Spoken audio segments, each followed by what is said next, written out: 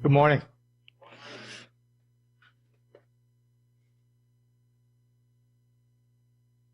We're talking about the ties that bind, and in this series, as Jay mentioned, we're doing some character studies, getting to know some biblical characters in order to identify the emotional connections that moved them either toward God or away from Him.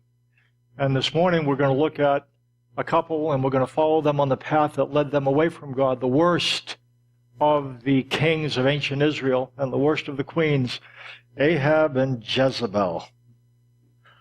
If you have your worship folder, take it out with me and we'll look at 1 Kings chapter 16. It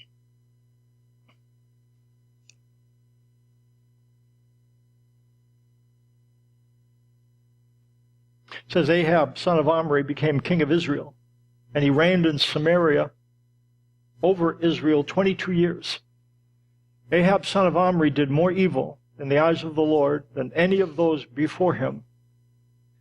He not only considered it trivial to commit the sins of Jeroboam, son of Nebat, but he also married Jezebel, daughter of Ethbaal, king of the Sidonians, and began to serve Baal and worship him. Following the reign of King Solomon, Israel was divided into a northern kingdom and a southern kingdom. And the reason why, Solomon ushered in the glory days for Israel, but he also expected a lot of people in his kingdom. He taxed people heavily, conscripted people into service. So when he died, the individuals who lived further in the north from him. Jerusalem is in the south. There were a lot of tribes in the north, and they came to his heir, which was Rehoboam. And I've talked about this. Rehoboam ended up being the king of the south. Jeroboam ended up being the king of the northern part of Israel, so they call them the Boom Boom Brothers. Rehoboam, Jeroboam. I'm sure you're glad to know that. What ended up happening, the individuals, the emissaries from the north say, listen, lighten up on us. You know, you're really conscripting a lot of us into labor. You're taxing us very heavily. And so they were talking to Rehoboam. They said, let us lighten up on us, and then we will serve you. Everything will be fine. And he ended up meeting with his advisors and indicating, my father went easy on you. So they said, okay. And then Israel at that point divided into a northern, more populous kingdom, which was called Israel. And the kingdom of the south, the southern kingdom, was called Judah. Ahab was the son of King Omri. Omri brought the northern kingdom of Israel into great power.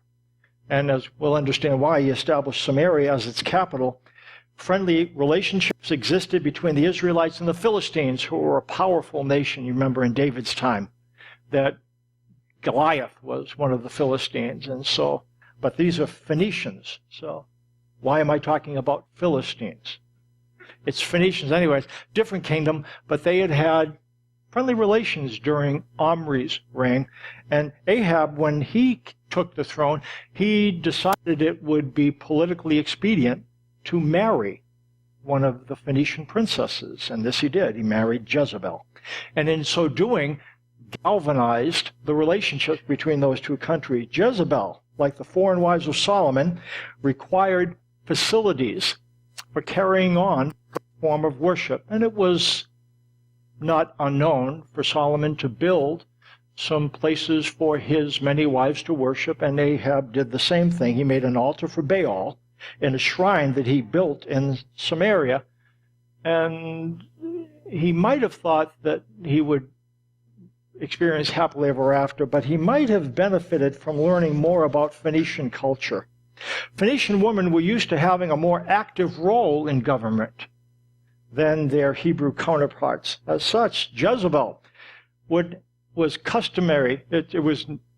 She expected to have a more active role in establishing the worship of Baal, and so this was she did, and she wanted to put Baal worship as the national religion of Israel. She was a very strong woman.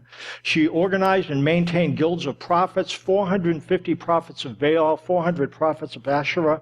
She also destroyed prophets of Israel, as many as she could reach. Not only did she become involved in religious affairs, she also helped her husband out. She took charge in other areas. I'm going to read you, in fact, I believe it's in 1 Kings 21, just to give you another picture of Ahab and Jezebel.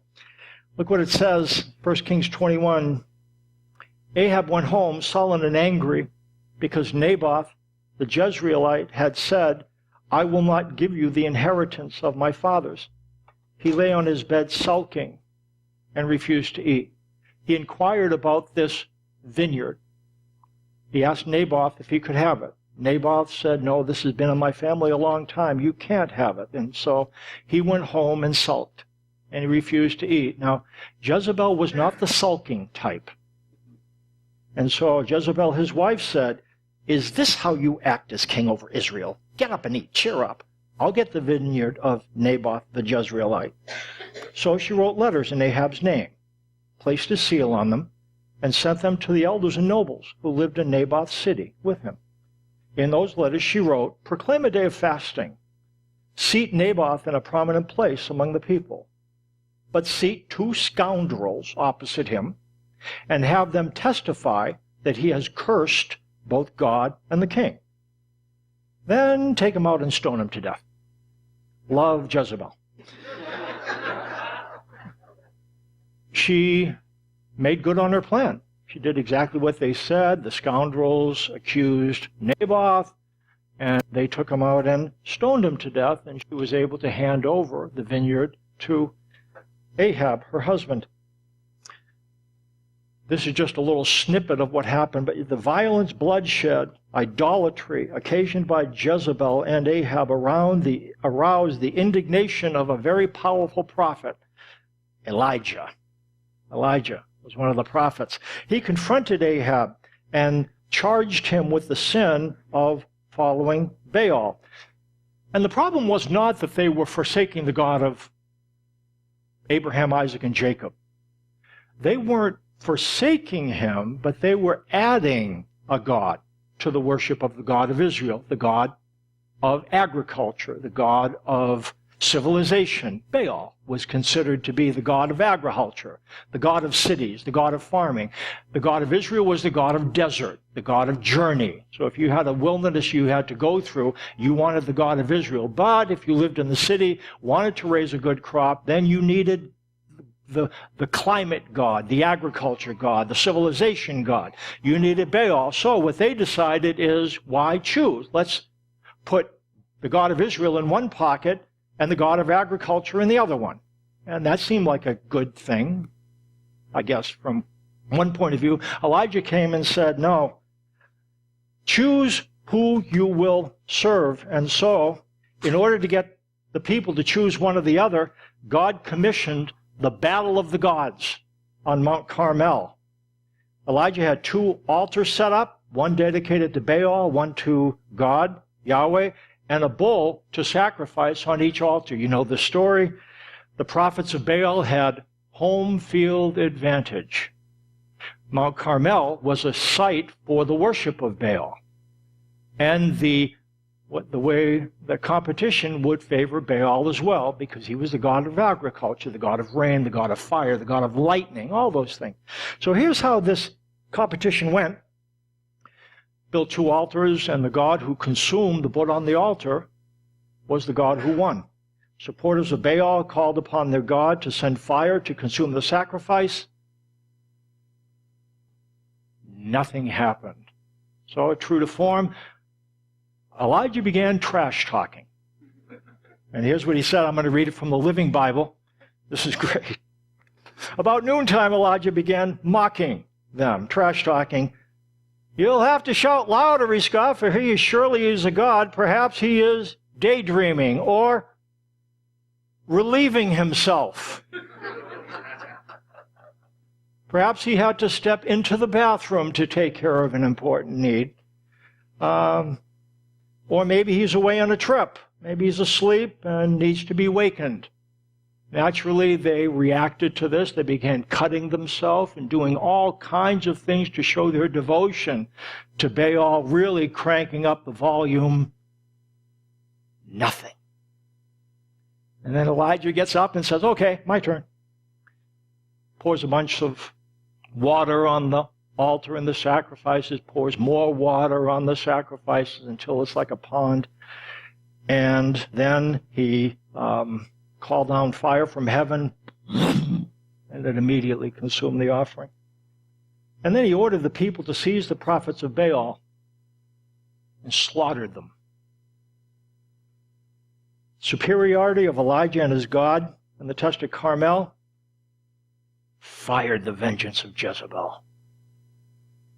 And she was frightening. After slaughtering 450 prophets of Baal, he learned that Jezebel was gunning for him. And Elijah did what he thought prudent. He ran. He fled to the wilderness, where he mourned the devotion of Israel to Baal and the lack of worshipers of Israel's God. One of the strange things in the Bible, when you see how much headache and how much suffering it caused, idolatry.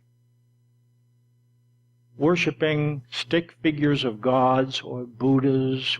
Why? What is that about? Especially if you worship an idol and you are punished for doing so. Why in the world would you go back to worshiping that? I mean, is it really that good to have a figure like that around? Is it that important to have a figure? And so anyways, it's hard to see what the appeal is, but when you consider, actually we understand pretty well. Idolatry is linked to security. That's why you want an idol, to make sure, just in case.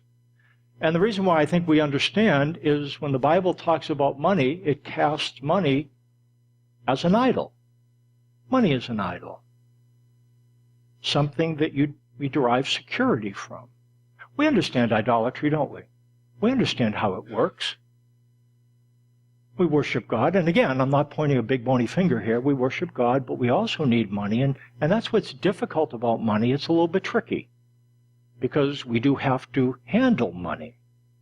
And so how do we handle money without treating it as an idol? But what I'm pointing out is that we understand the nature of idolatry. We understand what that's like. Linked with security, the Bible says, put to death, therefore, in Colossians, whatever belongs to your earthly nature, sexual immorality, impurity, lust, evil desires, and greed. This is what it says, which is idolatry. Here's that again.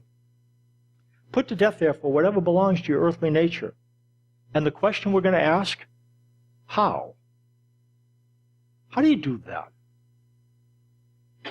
How do you not derive security from things that lead down a path away from God?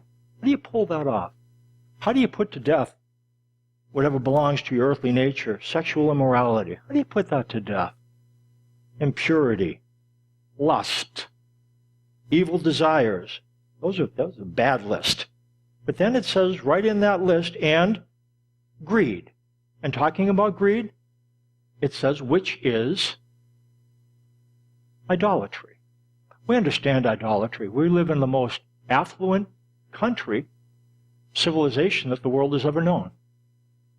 We understand greed. We understand how difficult it is. How do we put greed to death, or any one of a number of sins? One thing we need to do is understand what's behind idolatry. And again, it's security. The fact is that God and money make godlike claims. We've talked about this before.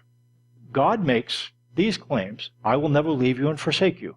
That's what God says. I will never leave you and I will never forsake you. What that means, those are really interesting images. I will never leave you. The image is a boat tied up on a dock. And to leave the image is to untie the boat so that it drifts. What God says, I will never leave you, he's saying, I will never cast you adrift. I will never cast you adrift. I will not untie you from a place of safety. I will not let you float.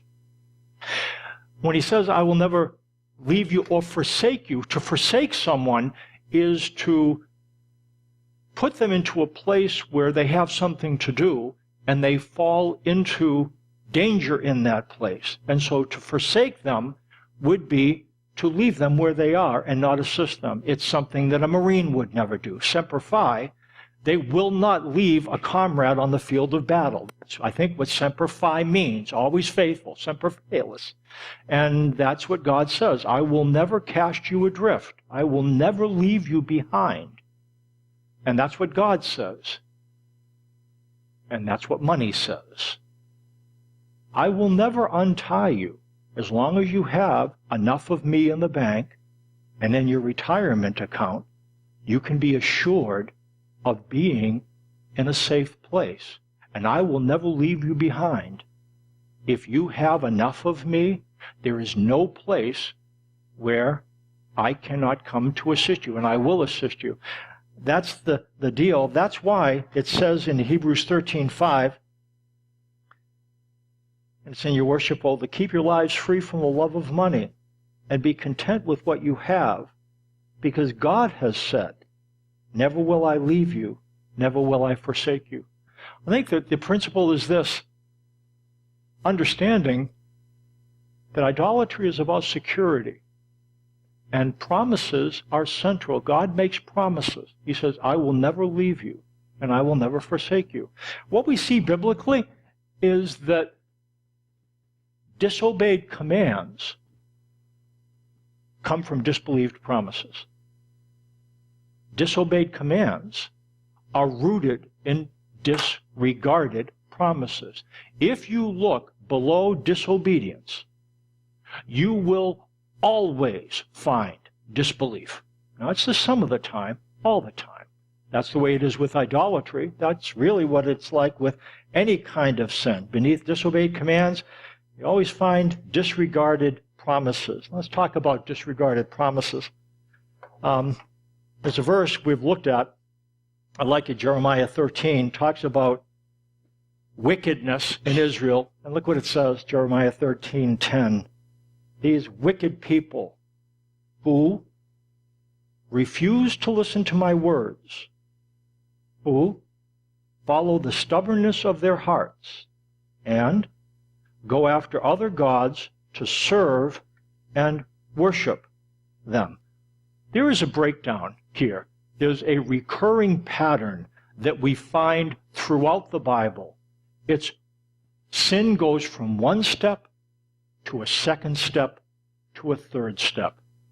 The first step, refuse to listen to my words. Tune out. That's where it begins.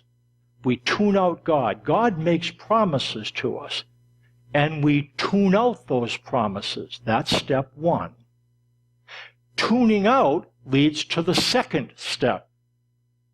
It talks in the passage about following the stubbornness of their hearts. Tune out is first. Following the stubbornness of the hearts, that's second. That is tune in. Do you understand how that works? I tune God's promises out. I tune them out. Then, we all need security, don't we? Would you agree? Is security a bad thing? Absolutely not. It's a natural thing. We're going to draw our security from someplace. If I don't draw my security from Him, if I tune Him out, what am I going to do? I have a security breach, a security problem. What am I going to do? I am going to consider what I need to do to secure my life. There's so many unpredictable elements in my life. I'm going to have to find somewhere to secure myself, to make sure I never get cast adrift, to make sure I never get left behind. And so I tune in. And that's what Jeremiah points out. They didn't listen to God. They followed the stubbornness of their hearts. Tune out, tune in, and then talks about went after other gods to serve and worship them, which is turn from. Tune out, tune in, turn from. A recurring pattern we see throughout the Bible. We see it with Adam and Eve, don't we? Do you remember what happens with Adam and Eve? Remember what the serpent says? You will not surely die, the serpent said to the woman. God knows when you eat of it, your eyes will be opened, and you will be like God, knowing good and evil. You will not surely die. You really, listen, can we talk? You really don't have to listen to that. Would you agree? Tuning out? You don't have to listen to God. You really don't have to pay any attention to Him. Tune out. And then where did it go from there? When the woman saw that the fruit of the tree was good for food and pleasing to the eye. Do you understand what's happening here? Tune out. Then where does it go from there? Tune in. Boy, that fruit looks good. And I am hungry. And it's also going to be something that will get me wisdom. Do you understand where that comes from? What wisdom will do? Because if I have enough wisdom, I won't get cast adrift. And I won't get left behind. Tune out, tune in, and what happened next? The birth of apple. You know, the bite out of the apple. You get that? Okay. Thank you for that. Yeah. You know what we see? We don't just see it with Adam and Eve. We see this recurring throughout the Bible. We see it in the northern kingdom of Israel as well. We see it in the first king of Israel, Jeroboam. And when it says Ahab, son of Omri, did not depart from the sins of Jeroboam, son of Nebat. There were 20 kings of Israel, 20 kings in the north, not one good one. Ahab was the worst. Jeroboam was the first. And what we're going to see, we're going to understand, how did they get to that place? What happened? It's a pattern, a little bit of background. They rebelled and made Jeroboam their king. But here's what God said to Jeroboam. Look what it says in 1 Kings 11, 31 to 32, is what God said to Jeroboam. You remember? After Solomon, the king divided in half. Boom, boom, brothers. Rehoboam in the south, Jeroboam in the north. God went to Jeroboam, and this is what he said. If you do whatever I command you, and walk in my ways, and do what is right in my eyes, by keeping my statutes and commands, as David my servant did, I will be with you. I will build you a dynasty as enduring as the one I built for David. What does he give him? What are these? What these are? Promises. These are security-inducing promises. Would you agree? I'm going to give you a lasting dynasty if you will obey me and do what I say. Okay. What we find is that he must have done this. He must have tuned God out. Because look what happens, the next passage.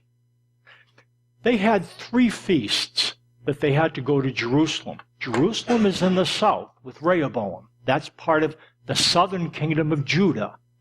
And Jeroboam is in the north, and he's starting to get nervous. This is what he gets nervous about. Okay, my people need to travel to Jerusalem for the Feast of Tabernacles, for the Feast of Passover, for some of those feasts. They're going to go down into the kingdom of Rehoboam. And if they go there, you know what's probably going to happen? They're probably going to stay there. What if? Oh, no. What if? Oh, no. What if? Oh, no. When he what if and no, no. You understand that, don't you? Do you understand what if and oh, no? What if that? Oh, no. What if that? And so what he ends up starting to do? He has to tune in. This is bad. This isn't good. And so what he does, he must have forgotten the promises, mustn't he have? Remember what the promise is? An enduring dynasty? But he must have forgot it. Because then when the feasts come, he says they might go away. And then, after seeking advice, 1 Kings 12, the king made 2 golden calves. He said to the people, "It is too much for you to go up to Jerusalem. Here are your gods, O Israel, who brought you up out of Egypt." And this thing became a sin. Remember the story of the golden calf? It's really the same thing. In fact, exactly the same words. Here are your gods, O Israel, who brought you up out of Egypt. He quotes that. Says history is doomed to repeat itself. And I don't know why he would have quoted that, but anyways, what ended up happening, he had to know he was traveling on dangerous ground, didn't he? Wouldn't you imagine? He saw what happened when idol worship became the deal. What came over him?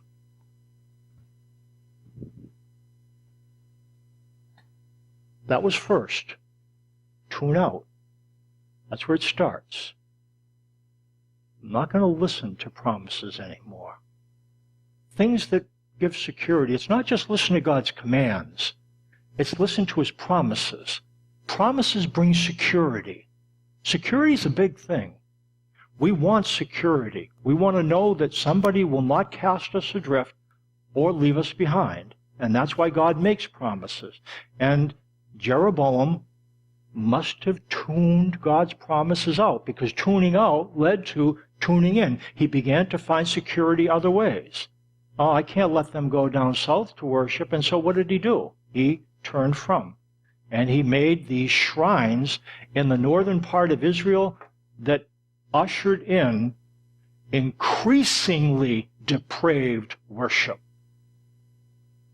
It started innocently. I'm not going to say innocently, but what happened, the idolatry that occurred, starting at this point in the northern kingdom of Israel, was unthinkable. Unthinkable. I was talking in Bible study this morning. They actually started to worship Molech in the northern kingdom of Israel. And this is what worshiping Molech was. Molech was kind of like a glorified fireplace with a dome, a big opening, and fire inside. And Molech had arms that were extended up like this. And what you would do to worship Molech is you would put a child on those arms, and it would roll inside. And God said, things that I never would have imagined. Where does stuff like that begin? It began here. Do you remember the pattern? 3 points? Can you remember them?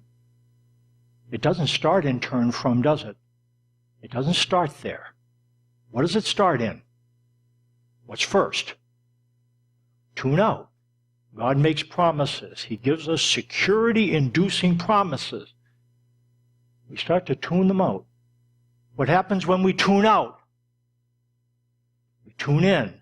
We begin to do things that secure us. And then when we tune out, tune in, then what's the third? That's where that happens. Beneath disobeyed commands, we find disregarded promises. Look what it says in 2 Peter chapter 1, verse 4. This is an important verse. Let me tell you what it's going to say before you look at it. It's going to tell you, again, it's going to tell you how to participate in God's nature and escape the corruption in the world caused by evil desires. Look at me. Look at me. Is it your desire to participate in God's nature and experience from his nature a strength that you don't have? Would that be your desire? And is it your desire to escape the corruption in the world caused by evil desires? Is that your intent? How are you going to do that? What are you going to need? This verse talks about it. Look what it says. He has given us his very great and precious promises, so that through them you may participate in the divine nature and escape the corruption in the world caused by evil desires. If you want to participate in the divine nature and escape the corruption in the world caused by evil desires, tell me what you need to tune in. Promises. Promises.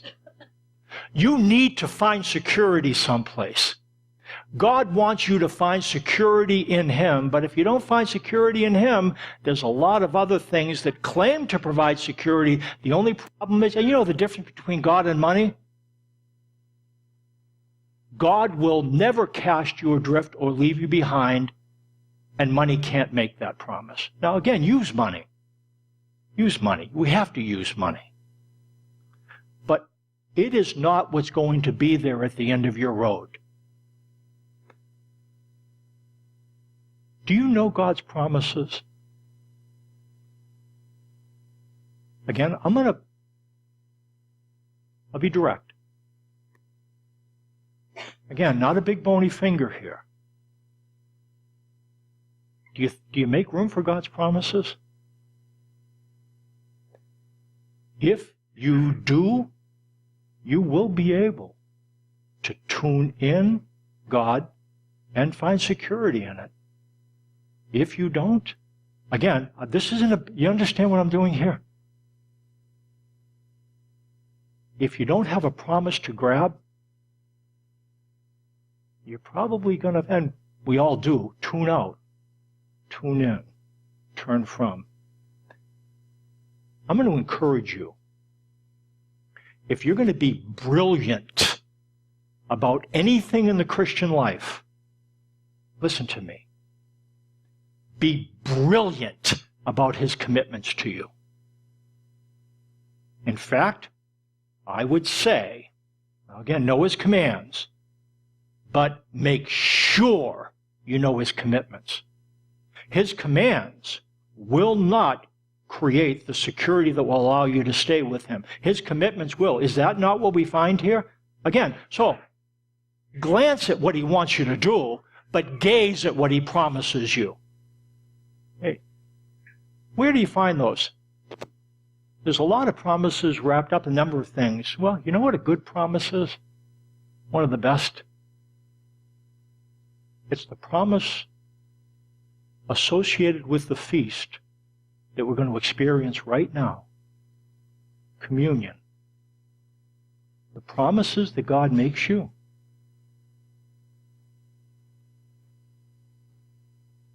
God in you. I will write my law on your hearts. God in you. God with you. I will be your God, and you will be my people. You know what these are? This is the new covenant. Jesus said, this is the new covenant in my blood. This is why Jesus died, to make these promises. I will put my law in your heart, God in you. I will be your God, and you will be my child, my son and daughter, God with you. I will forgive your wickedness and will remember your sin no more, which means what it says it means, good ahead of you, guaranteed. I would recommend committing these promises to memory. Again, learn the new covenant, but this is one way to break it down. God in you, God with you, good ahead of you, guaranteed. Because God says, I will forgive your wickedness and will remember your sin no more. I will be Helios to your sin. It's not going to create a barrier. Would you agree? Is there a degree of security in that? Here's what he says. God is looking at you. You're doing fine. He is extending his hands, not like this, not for some kind of God-forbidden sacrifice like this.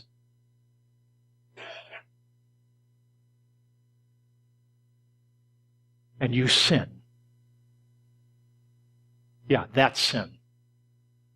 That's sin. What does God do when you do that sin? You know what he does?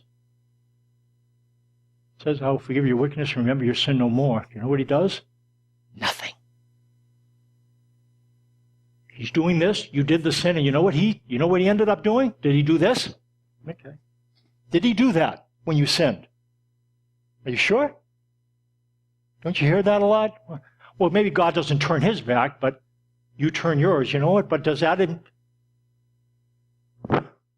Are God's promises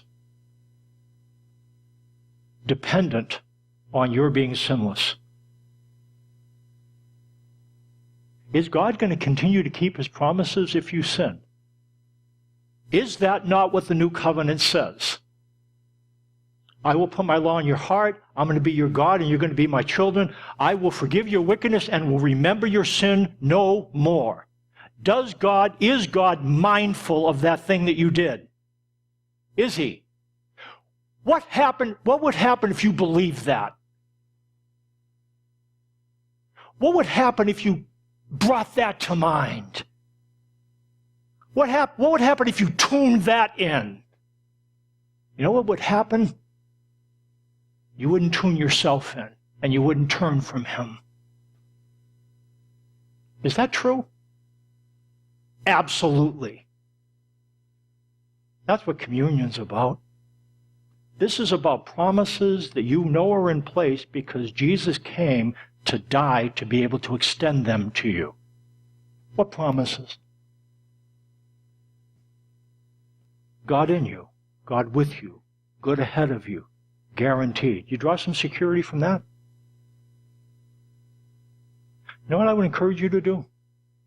When you mess up, bring this to mind. When you say the thing you shouldn't say, do the thing you shouldn't do, watch the thing you shouldn't watch, think about what he's saying. Tune him in. Tune him in. How would you tune him in? God, thank you that you're still in me, and you're still with me, and good is still ahead of me. Guaranteed. Is that the truth? I believe it is. And I believe that if you made room for it, it would begin to change you.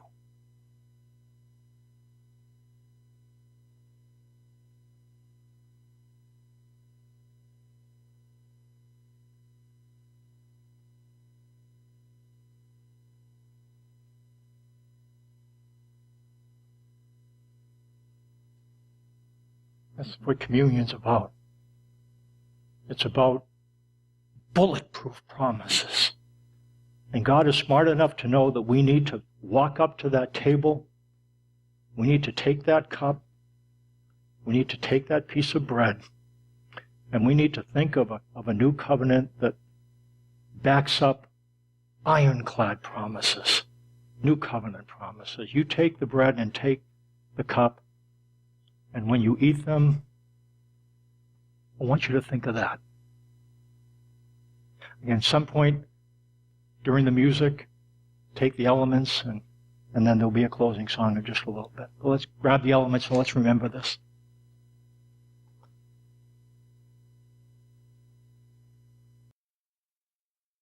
Pray for us.